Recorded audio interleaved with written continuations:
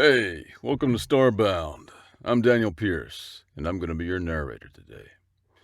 You know, nearly 500 supporters get early access to our stories. That includes Sunspire Academy and Fravor Interamiki.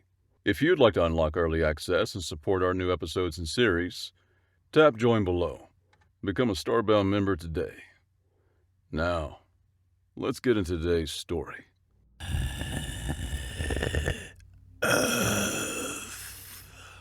Admiral Zonik gurgled through his respirator. We'll learn what happens when primitives refuse proper subjugation. The Galactic Syndicate's War Council convened in the shadow of a dying star. Admiral Zodok's tentacles writhed with satisfaction as he reviewed the bioweapon deployment schedule. His chief scientist, a being that looked like anxiety given physical form, trembled. Exotics are ready, Excellence, engineered with potent venom and evolutionary perfection. Their water will become poison. Their coast will run purple with terror. Deploy them. The first pods hit the Pacific at 0300 hours seal time. Now they only had to sit back and watch as their genetically engineered bioweapon did the busy work for them.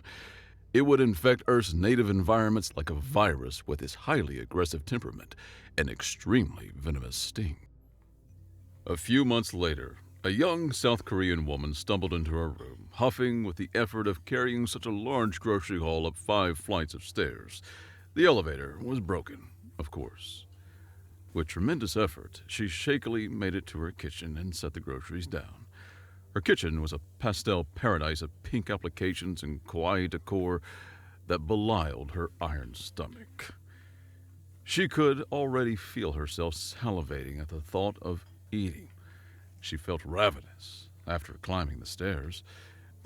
After some quick prep work and a touch-up on her makeup, Yuna went live. Hello, my lovely viewers. Today, we're having something special. Something that's never been on any menu anywhere.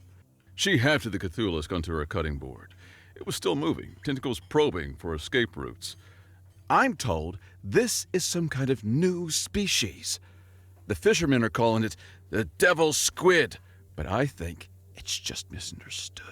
The chat exploded. Yuna, no! That thing has too many eyes. Why is it screaming? The tentacles are trying to spell something. Ah, nah. What the hell, bruh? Now, the trick with any new seafood, Yuna continued, deftly avoiding a tentacle that tried to wrap around her wrist, is understanding the anatomy.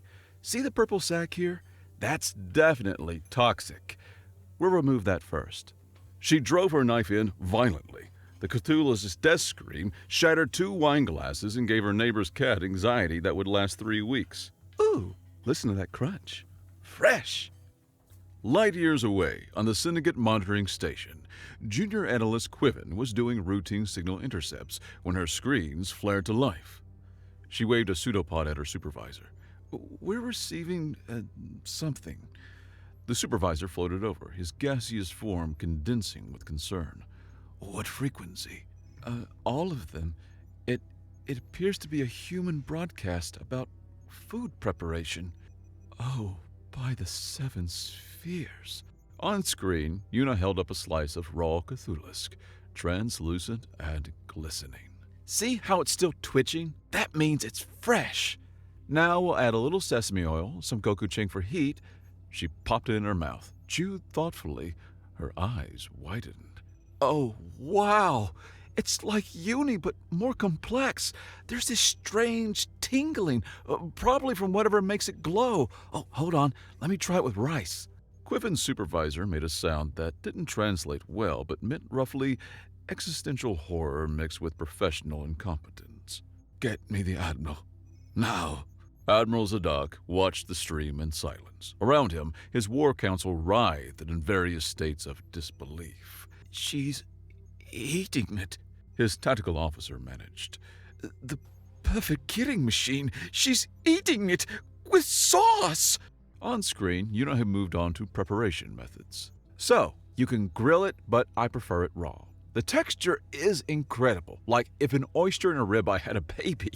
Now, some of you are asking about the purple ink. Yes, it's definitely some kind of neurotoxin, but if you dilute it with soju, it makes an incredible marinade. The chat had devolved into chaos. I tried it. Hospital. Hospitals for cowards. My tongue can see colors now. Una, food truck, win. Over 20 million viewers, sir, Quiven reported weakly. The signal is spreading. Other humans they're going to fish markets. They're asking for the screaming squid. Admiral Zadok's chromatic skin cycled through shades of disbelief. Surely this is localized insanity. One deranged individual. Sir, another analyst interrupted, we're detecting similar broadcasts from, everywhere. Coastal cities across Earth, they're calling it alien sushi and arguing about whether it pairs better with sake or beer. On the main screen, Yuno was wrapping up her stream. Remember, everyone, when life gives you monster squid, you make monster sushi. Tomorrow, we'll try deep frying. I'm thinking tempura style. Let me know in the comments. Yuna out. She threw up a peace sign. Behind her, the remaining Cthulhu's tentacles were already marinating in a bath of soy sauce and cosmic horror.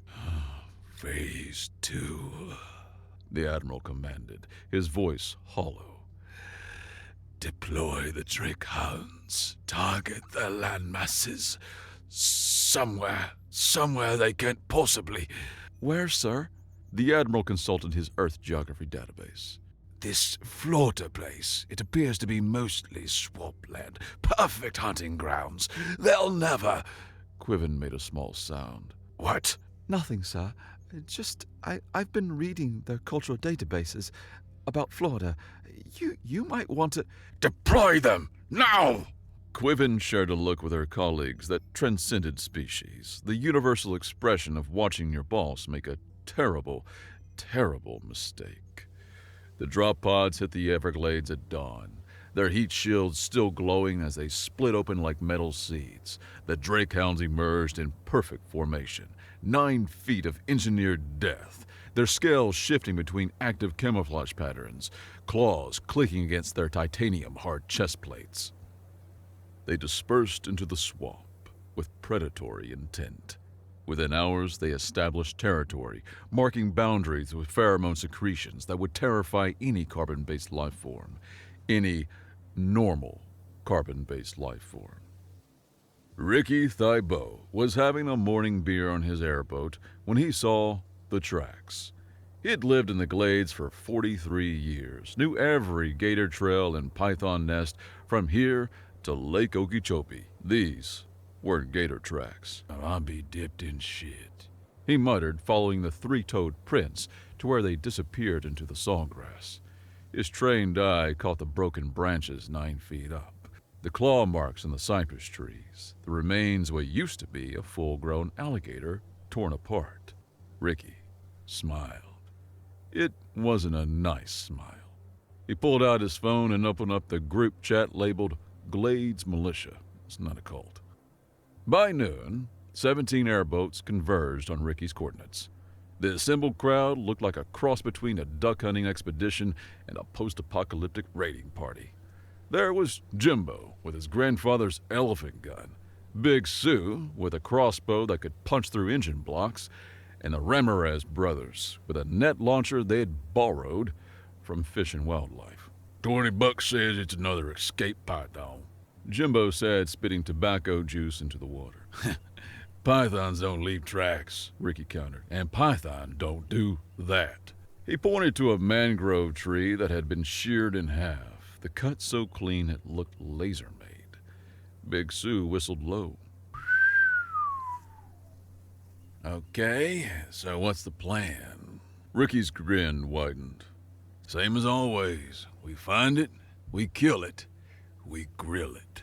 Hell yeah, brother! Someone shouted, and suddenly everyone was checking weapons and cracking beers. They found the first Drake Hound sunning itself on a mud bank, its scales shifted to perfect swamp camouflage.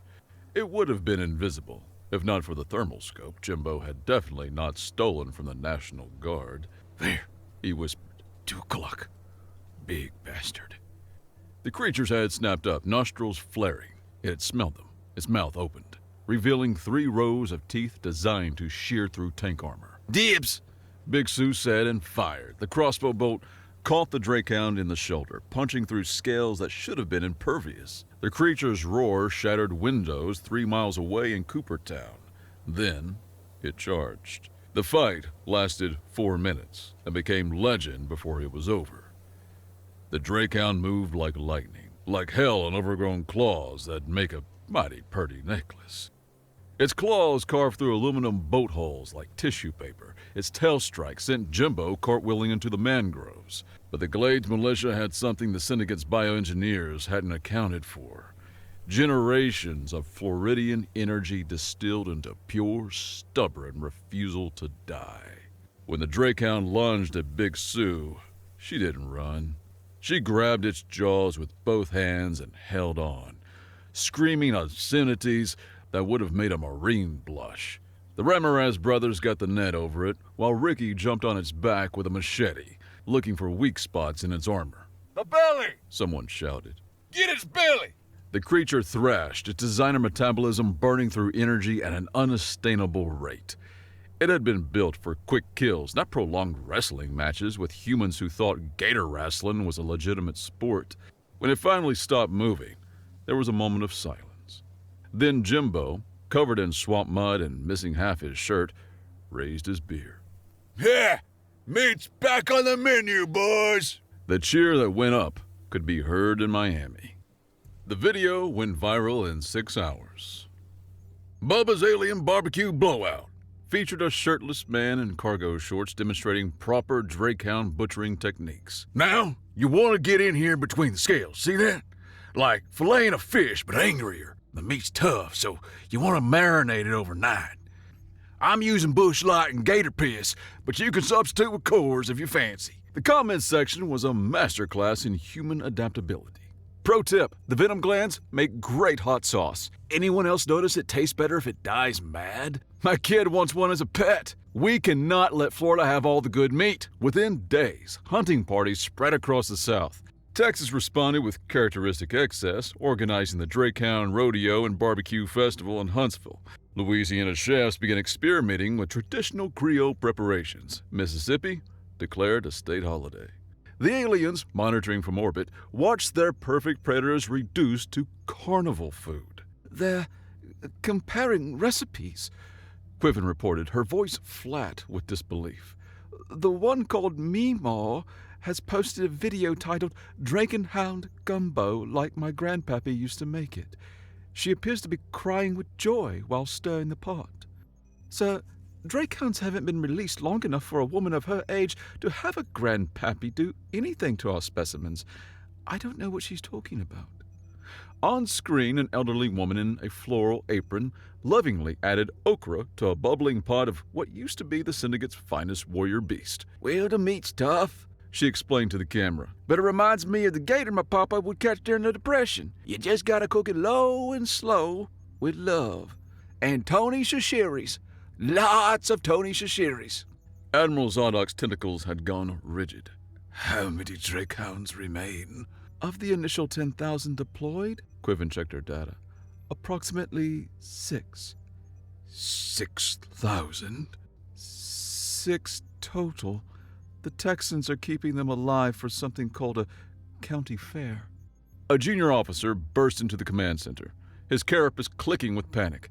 Admiral, the humans have started a streaming service. It's called Meal Team 6, and it's just them hunting our bioweapons with commentary.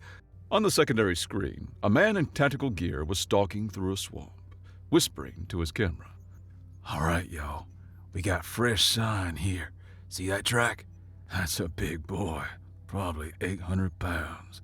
Now, what you want to do is come at them from downwind. They got good noses, but they can't smell for shit if you've been drinking. Pro tip from your big boy Rick. Admiral Zodok watched his perfect killing machines, products of millions of years of directed evolution and genetic manipulation, reduced to entertainment. Prepare my flagship, He commanded. and summon the honor guard. We end this personally. Sir, Quiven ventured carefully, perhaps we should reconsider. The humans seem to have an unusual relationship. They're primitives who lucked into spaceflight. They haven't even achieved unified planetary government. We are the Syndicate. We have conquered 1,000 worlds. Yes, sir, but those worlds didn't have cooking shows. The Admiral's chromatic skin flashed through 17 shades of rage. Set course for Earth. Target. He consulted the intelligence reports. This Bass Pro Shop in Arkansas, where they're holding their Unity celebration. We'll see how they fare against warriors instead of animals. As the fleet prepared to depart, Quiven pulled up the Earth Cultural Database one more time. She searched for human food culture, emotional eating, and why humans are like this. The results made her emit a subsonic whine of concern. She looked at the eager honor guard boarding their ships, weapons gleaming, ceremonial armor polished to mirror brightness. They had no idea what they were flying into. Maybe, she whispered to herself, I should update my resume. The site of the Earth Alien Unity Barbecue Cook-Off had once been Arkansas's largest Bass Pro Shop. Now, it was something else entirely. Part refuge camp, part tailgate party, part interspecies diplomatic summit, and all human chaos. Smoke rose from 100 makeshift grills, but it was more than smoke. It was memory made visible, carrying stories in every molecule. The scent of charcoal and mesquite mingled with the gochujang and lemongrass, with sofrito and berbere, with flavors that had no names because they hadn't been invented that morning by someone who thought, what if we add some miso to the barbecue sauce? Quiven stood transfixed by the scene. She'd come to study how humans were adapting to alien meat at the molecular level, but she also found herself watching something far more complex than just molecular adaptation. Fascinating, she murmured into her recorder. The olfactory response is triggering massive hypochem activation. At the Korean fusion station, Una Kim's viewers watched her work with speed and confidence, but her hands moved with inherited memory. My grandmother, Una told her camera, brushing sesame oil into a still-twitching Cthulhu's fin, used to say that every dish carries the hands that taught you. See this folding technique? She showed me when I was 7. Her grandmother showed her during the war, when they had to make food stretch. She paused, inhaling the familiar sesame scent. Now, I'm using it on Space Squid. She would have laughed so hard. I miss her a lot. I'm glad to share a piece of her memory with you all. Across the field, Ricky Thibault's massive smoker, a repurposed shipping container that had seen better days, belched aromatic clouds that drew people like moths. He'd driven 16 hours straight from Florida, his truck bed full of Drakenhound meat and his grandfather's rub recipe, written on a bar napkin and guarded like state secrets. You smell that? He asked, no one in particular, lifting the lid. The scent hit like a physical force, pepper and brown sugar, vinegar tang, and meat so tender it was falling apart. 3 people immediately started crying. Oh, that's not just meat, an older woman said, wiping her eyes. That smells like Sunday, like home, like my daddy's still alive and we're all together. This was happening everywhere. The molecular structure of alien bioweapons was being transformed into something else. Into community. Next to the drink station, because humans will make a bar out of anything, Aaron Jones was explaining the chemistry to a group of fascinated college students while mixing what he called Drakenhound venom margaritas. So here's the thing, he said, muddling lime with the neutralized venom sacs. Humans are the only species we know of where taste and smell bypass the thalamus and hit the limbic system directly. Know what that means? We're weird, someone suggested.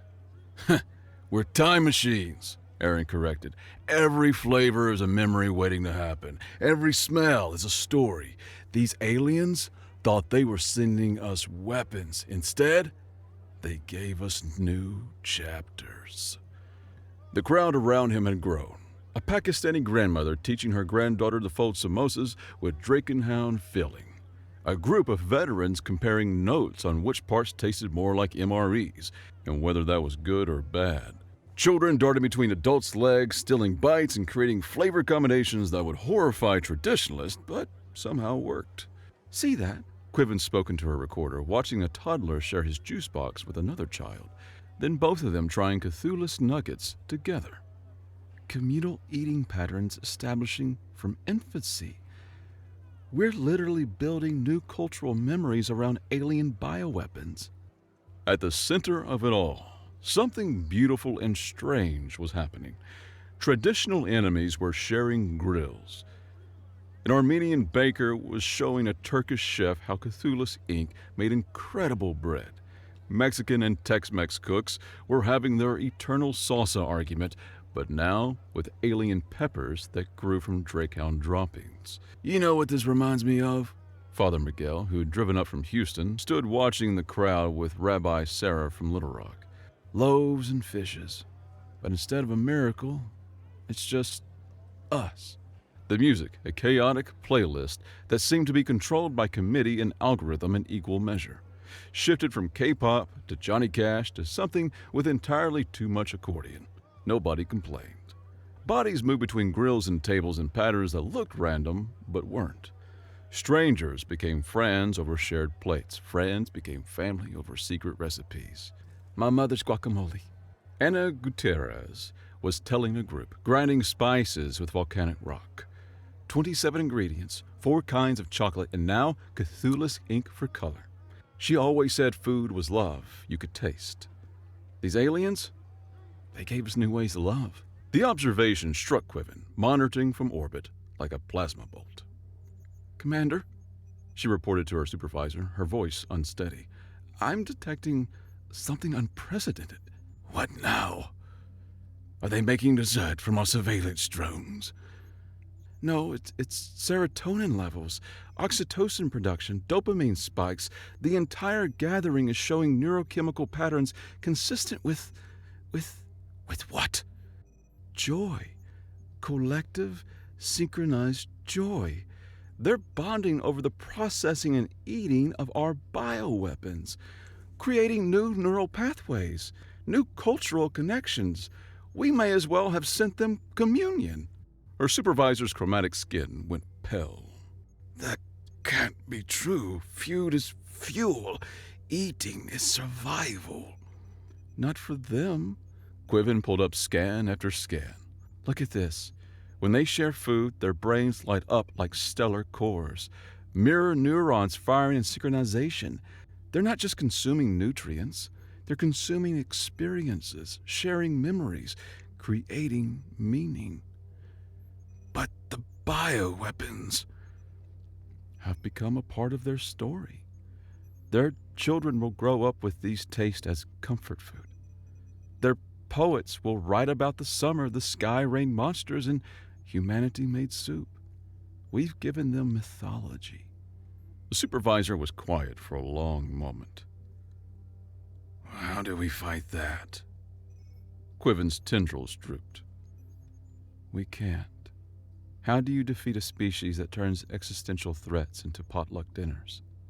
It was into this beautiful catastrophe that the Galactic Syndicate arrived. The warships descended like angular thunderclouds, their gravity drives making everyone's beer cans rattle. The music cut out. Conversations died mid-sentence. Even the kids stopped running. For a moment, the only sound was meat sizzling on grills. Then the flagship's bay doors opened, and the honor guard descended. They were magnificent in their awfulness, 12 feet tall, covered in ceremonial battle armor that shifted between dimensions, weapons that could unmake matter at the molecular level. They moved in perfect synchronization, a dance of death older than Earth's sun. At their head, strode Warlord Canuck, chosen for the Syndicate, victor of 100 campaigns. His forearms carried weapons from 4 different conquered civilizations. His crown of living metal writhed with captured souls. He surveyed the assembled humans, taking in their primitive cooking implements, their chaotic mingling, their complete lack of proper terror. His atmospheric processors immediately began analyzing the air composition, and what they found made no sense. Protein chains from 100 worlds, spice molecules that shouldn't exist in nature, chemical signatures of joy, comfort, belonging, all bound together in aromatic clouds that made his threat assessment protocols stutter. Insects. His voice boomed from speakers that materialized from folded space. I am Canuck, the render of flesh. I am the one who seeded your oceans with death. I am the one who filled your swamps with terror. Your pathetic world ends now. Surrender or... Wait, a human called out. You're the guy who sent the food? The warlord's speech derailed. The food? A ripple of recognition passed through the crowd. Murmurs of, "Oh, him!" and "Bro, thanks for the meat!" and "My kids love that squid stuff." From the orbit, Quiven watched the warlord's biometric readings spike with confusion. "Sir," she transmitted urgently, "I recommend immediate retreat. The humans are exhibiting pack-bonding behaviors. With the bioweapons, they've named some of them." Ricky raised his beer. "You the alien that's been dropping off free seafood and barbecue? Man, we appreciate it, but you could have just asked if you wanted to come to the cookout." Silence! Canuck roared. Those are bioweapons, instruments of your destruction! "Yeah, but..." A teenager with green hair shrugged. "They're really good with sriracha." The warlord's upper left eye twitched. His neural implants were processing thousands of scans, showing him something truly deranged. Humans exhibiting pleasure responses to substances that should trigger primal fear. Their amygdala, the fear centers of the brain, were dormant. Instead, regions associated with comfort, pleasure, and social bonding blazed like supernovas. You dare mock the Syndicate! You feast upon our terror weapons as if they were... "Food?" Una suggested helpfully. "Because that's what they are now. Here, try some." They held up a perfectly grilled tentacle, glistening with sauce. "I've been experimenting with fusion. This is the Catullus with Gochujang glaze, but I added honey from Mrs. Patterson's bees. She's the lady with the sundress over there. And a splash of that venom from the Drakehounds. Once you neutralize the paralytic compounds, it adds this amazing umami." How dare you We are here to destroy! Stop! Stop! Stop laughing! Stop laughing! But the humans weren't laughing. They were doing something worse. They were sharing. The spell of fear broken, they had returned to their natural state of aggressive hospitality. "He looks stressed," someone said. "He needs a plate," another agreed. Someone get this man a beer. "Does he eat meat? He looks like he eats meat." "I got vegan options," someone called out. "The Drakehound mushrooms are incredible. They grow where the blood's soaked in." "That's not actually vegan, you know. Besides, what vegan's gonna show up to a barbecue?" someone else moaned. Quiven watched the alien's confusion with professional interest. "They don't understand," she murmured. "For them, consumption is just resource acquisition. They don't have the neural pathways for what we're doing." She was documenting something unprecedented. An entire crowd of humans synchronizing their movements, their chemistry, their intentions, all around the simple act of trying to feed someone who'd come to kill them. "Hey!" An old man in a Vietnam veteran cap pushed through the crowd. Jerry Horvath, retired mechanic, grandfather of 6, and keeper of his late wife's recipes. You! Big guy! You ever had brisket? Canuck pointed a plasma cannon at him. Stand back, primitive.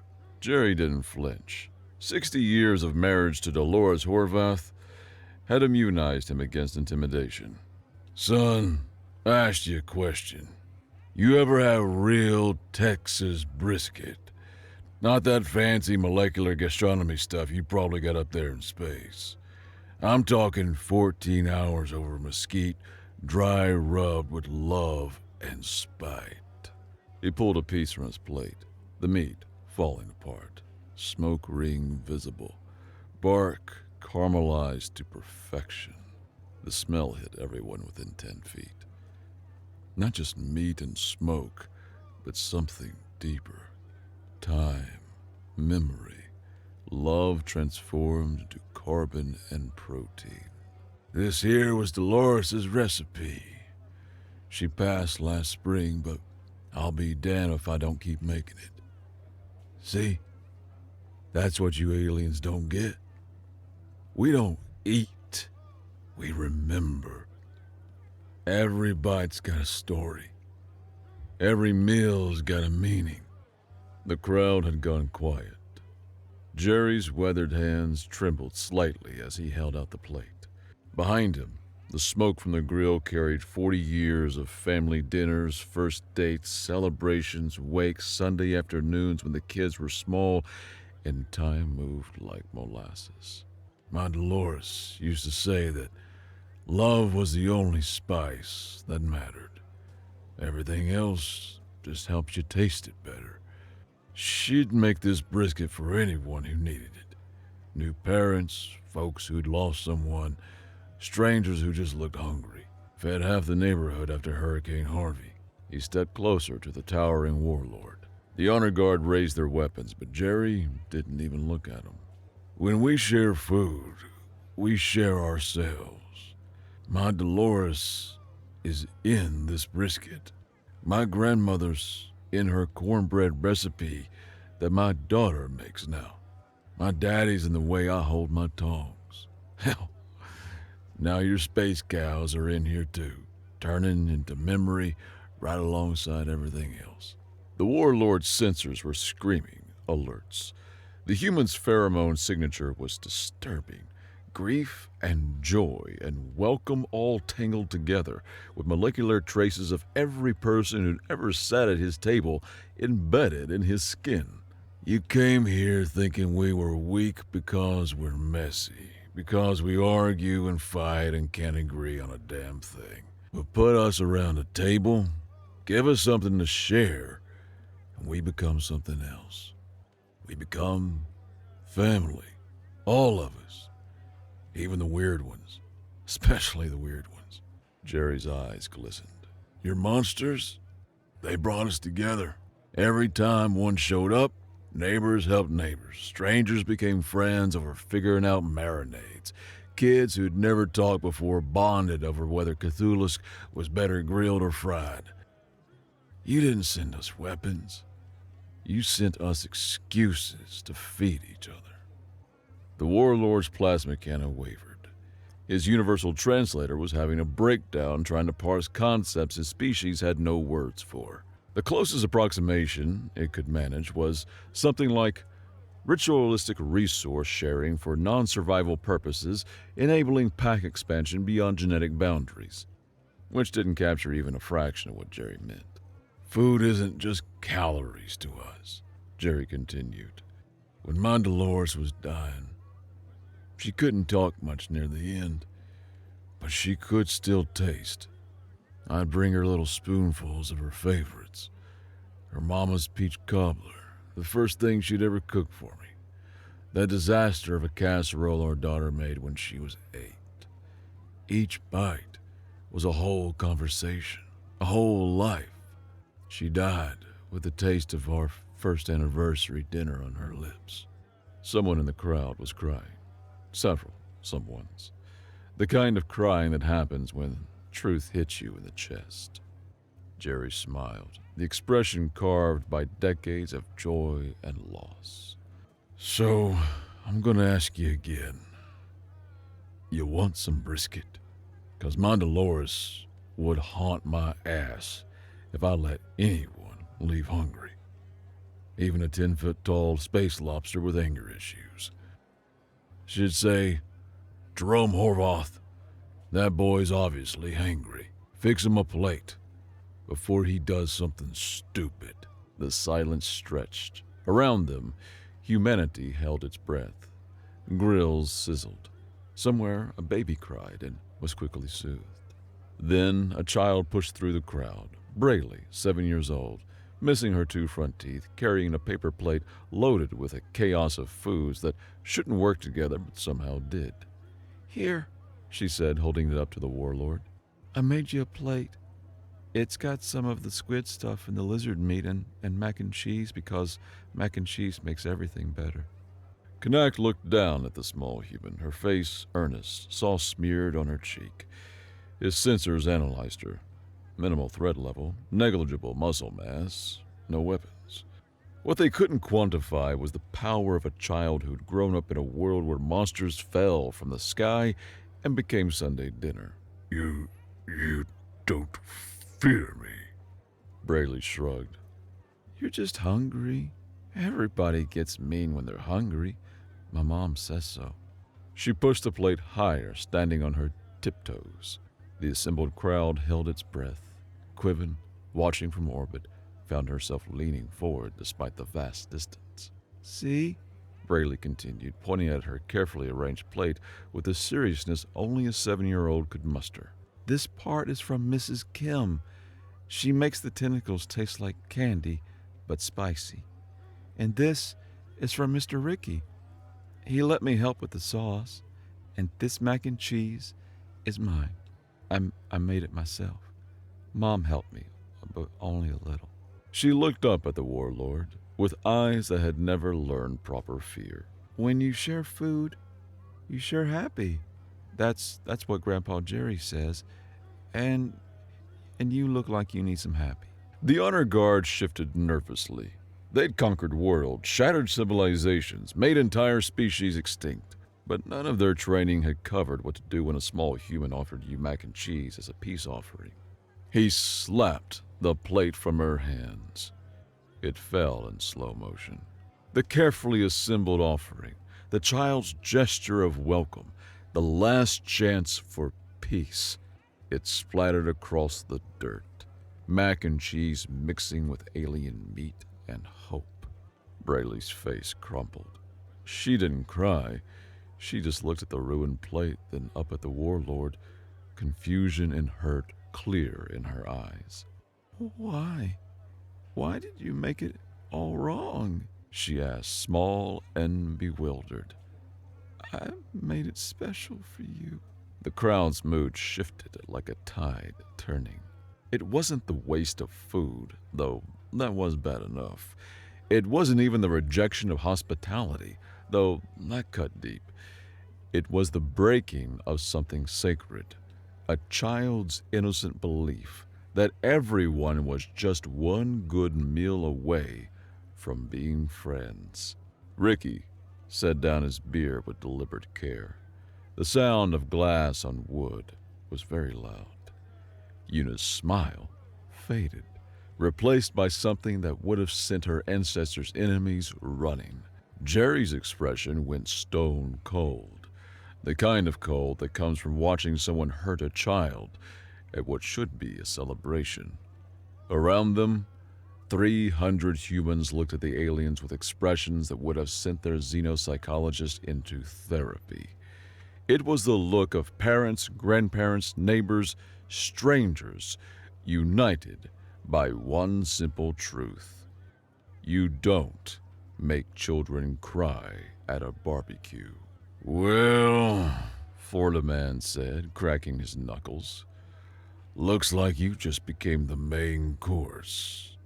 But it was Quiven who said what everyone was thinking, her scientist attachment finally cracking. You stupid bastard. You just rejected communion from a child at a meal. Do you have any idea what you've done? The warlord sneered. I refuse to be poisoned by a primitive. No, Quiven interrupted. You just declared yourself food. What followed would be studied by xenosociologists for generations, though most would refuse to believe it. It wasn't a battle. Battles have tactics, strategy, rules of engagement. This was something older, deeper. The reaction of a species that had spent millions of years learning that the difference between friend and food was whether you shared a meal. The Honor Guard, trained in 17 forms of combat, masters of weapons that could split atoms, found themselves facing an enemy they couldn't comprehend. Humans, who had just watched someone make a child cry at a barbecue. Big Sue hit the first one with a folding chair, but not before snagging his weapon's power core. These might make good smoker fuel, she mused. The Ramirez brothers tangled another in a banner reading, "Welcome to Flavortown," all while debating whether the alien's carapace would work better as a serving platter or a griddle. Una never stopped streaming, her commentary shifting to the clinical tone of a cooking show. So, when we tenderize your space warlord, you want to aim for the joints. See how Ricky's using that meat tenderizer? That's technique. Also, note the marbling on this one. Definitely grass-fed, or whatever they eat in space. But it wasn't just violence. It was worse. It was purposeful. Someone had fired up the grills again. Hey! A pit master from Memphis called out, already sectioning off one of the fallen guards with professional efficiency. These guys got some good marbling. Check out the cross-section. It's like Wagyu, but angry. The fighting turned into something else, a grotesque combination of battle and meal prep. Humans are persistent predators, after all. They just usually persistence hunt their food at the grocery store. Through it all, humans talked. Not battle cries or threats, but the same chatter that had filled the air before. You think they're corn-fed or grain-fed? Pass the marinade. Anyone got a bigger cooler? Save the organ meats. Jones wants to try something. The aliens' energy shields, designed to stop plasma bolts and particle beams, did nothing against grandmothers who treated them like particularly different lobsters. Their armor, proof against radiation and hard vacuum, had never been tested against humans who had learned to crack Drakehound shells with modified nutcrackers. What truly broke them wasn't the violence. It was the casualness. The way humans multitasked murder and meal prep. The way children had shepherded away not in panic, but with promises of dessert soon. The way someone had restarted the music and people were fighting to the rhythm of Sweet Caroline. Kanik himself faced Jerry Horvath, who had produced a carving knife with the casual ease of someone who had processed 1,000 Sunday roasts. You know what your problem is? Jerry asked, dodging a plasma blast that turned a picnic table into atoms. You don't understand what makes us human. He moved with surprising grace for a 70-year-old with a bad hip, each movement economical. It ain't our technology, it ain't our unity. Hell, it ain't even our stubbornness, though God knows we got plenty of that. The knife found a gap in the warlord's armor, sliding between plates. Is that we're the only species dumb enough to look at something trying to kill us and ask, I wonder what it tastes like with barbecue sauce? Another dodge, another precise cut. Jerry worked with the patience of someone who had spent decades breaking down tough cuts. But more than that, we're the only species that turns eating into communion. Every meal is a ritual. Every shared plate is a peace treaty. You sent us your worst, and we turned them into excuses to know our neighbors, to teach our kids, to remember our dead. The warlord stumbled, his systems failing, purple E-core leaking from a dozen expertly done cuts. The Cthulhusk? My neighbor Lynn taught me 6 ways to prepare them. We cook together every Tuesday now. Haven't missed one since his wife died. The Drakehounds? Got my whole block together for the first hunt. Kids who'd never talked are best friends now. Their parents are starting a cookbook. Jerry stood over the fallen warlord, knife still steady in his weathered hands. You didn't send us weapons, you sent us communion, and that's why you lost. Because you can't beat something that gets stronger every time it eats together. The battle, if you could call it that, lasted 18 minutes. When the smoke cleared, The surviving members of the honor guard huddled in the center of what had been their formation, surrounded by humans who were already debating marinade options and cooking times. Please, One of them whimpered, translator crackling.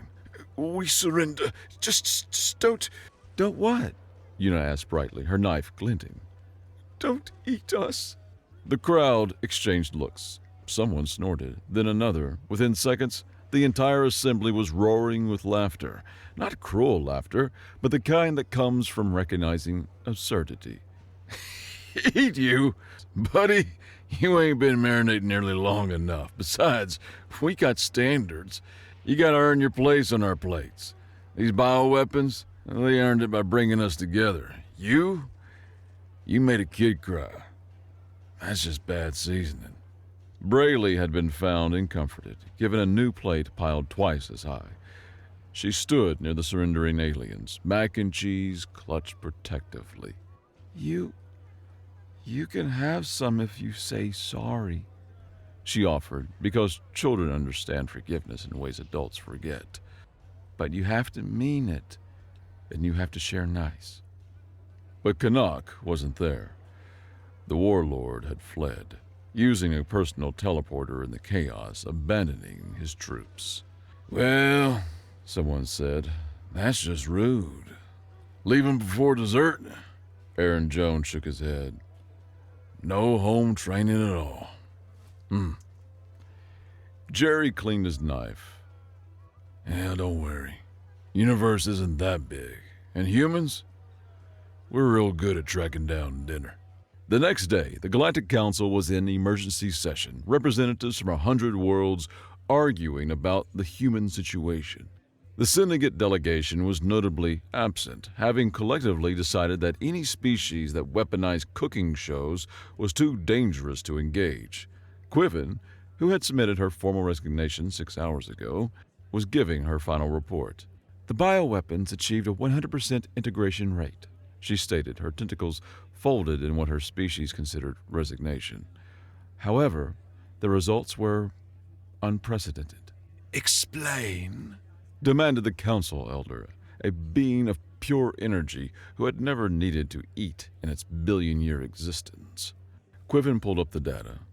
The Cthulhu's infestation led to the formation of 1,247 new community groups, 3,891 recipe exchanges, and what humans call Squid Squad, an international organization dedicated to sustainable alien seafood farming. Coastal communities that had been struggling economically are now thriving. Tourism has increased 400%. Several human nations are petitioning to have Cthulhu's breeding grounds protected as cultural heritage sites. And the Drake Hounds have been domesticated, partially. The surviving specimens are being bred for what humans call county fairs. The hunting of feral populations has become a cultural bonding ritual. Crime rates in affected areas have dropped 60%. Apparently, nothing brings communities together like communal monster hunting. They've started youth programs. The elderly teach the young how to track, hunt, and prepare drakehound. Gang violence in several cities has nearly disappeared because, quote, we're too busy smoking these space lizards to beef with each other. The council elder fluctuated wildly. This is demented. Bioweapons don't create social cohesion. They do if you eat them, sir. The humans have a saying. The family that slays together stays together. Also, a shared meal is a shared life. Also, pass the sauce or catch these hands. They have many sayings. What about military casualties? Quiven's chromatic skin shifted to embarrassment. 17 humans were hospitalized during initial contact with the bioweapons. All have recovered. They now run the most popular food blogs on the planet. One of them has a show called Eat What Eats You, where he teaches children to cook dangerous animals. It has won several of their awards. Suddenly, every screen in the chamber flickered. Their security feeds, the holographic projectors, even the personal devices all showed the same pirated broadcast. Yuna Kim smiled at the camera, her kitchen immaculate as always. Beside her stood Florida Man, whose real name, the galaxy would learn, was actually Todd, and Ricky's emotional support alligator, now wearing a bow tie. Behind them, a banner read, Cooking with Cosmos, Season Finale. Hello, Galaxy! Welcome to a very special episode. Today's dish is something we've only recently acquired. The main ingredient was quite rude to a child, so we're going to prepare it with extra care. The camera panned to her cutting board. The assembled representatives of 100 civilizations made sounds of horror in 100 different ways. Now, Una continued unfazed, when preparing warlord brain, you want to slice thin. It's quite tough otherwise. The flavor is interesting, sort of like uni, but with delusions of grandeur, very rich in iron and irony. She demonstrated with professional composure. The texture is somewhat gelatinous, so I recommend a quick sear. You want to lock in those juices. And what our friend here called the souls of conquered worlds, personally, I think is just MSG. The trick, Todd added, leaning into frame, is not to overthink it. Brain's brain. I've got gator brain, pig brain, and now alien warlord brain. They all fry up about the same, though this one's a mite tougher, probably from all the scheming. Ricky's alligator bellowed agreement, or hunger, it was hard to tell. Una took a bite, chewed thoughtfully. You know what? It needs acid. The ego makes it very heavy. Some lime juice should cut through that nicely. She squeezed a lime over the preparation. Much better. Bright, fresh, with just a hint of megalomania. What pairs with Space Tyrant? Someone off camera asked. Honestly, a nice Riesling. Something sweet to balance the bitterness of defeat. The broadcast continued for 20 minutes. By the end, 3 species had withdrawn their membership from the Galactic Council. 17 had entered defensive pacts with each other, specifically against Earth, and 1 had begun building a Dyson sphere just to power their shields. The scariest part, Quiven noted as the broadcast ended, is that this has become the most watched episode. 3 billion humans tuned in. The comments are all recipe suggestions. Someone has already started a restaurant called Hostile Takeover that exclusively serves aggressive species. The council elder dimmed noticeably. So, humans won by... Eating, sir. They won by eating. Together. The bioweapons gave them something to gather round. Hunt together. Cook together. Argue about together. Every attack made their community stronger. Every monster became a memory. Every death became a dinner that brought people together. And the message to the galaxy? Quiven pulled up the final frame of Una's broadcast, where she looked directly into the camera and smiled. Don't start none, won't be none. If you do start something, bring your own sauce. We'll provide the sides. Back on Earth, at what was now called the first annual Intergalactic Barbecue Memorial Cook-Off, life had returned to its new normal. The alien meat had been portioned, stored, shared. Recipes were being traded like currency. Children who had been raised on Cthulhu's nuggets would grow up thinking monster squid was as normal as chicken fingers. Brayley sat with a new plate of food, carefully arranged, each section from a different neighbor. Jerry Horvath had made sure she got extra mac and cheese and taught her the secret to his dry rub. It's love, little one. Don't tell the aliens that. You think they'll come back? She asked her mother. Her mother, watching Una's stream on her phone, smiled.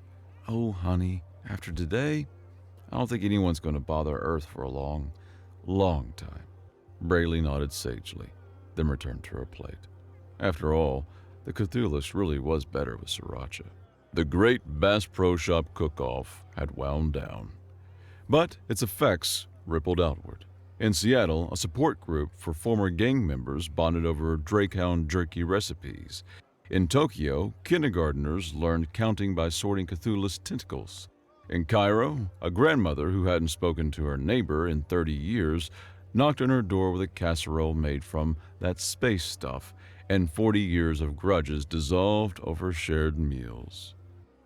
Humanity had faced extinction and turned it into a potluck. They'd looked at bioweapons designed to destroy their civilization and asked the most human question possible: but is it good with garlic?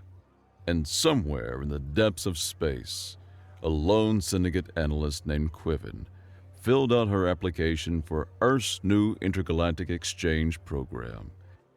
In the section marked Dietary Restrictions, she wrote simply, "None. Willing to try anything once." They probably did have good food at the office parties. After all, everything tastes better when you share it.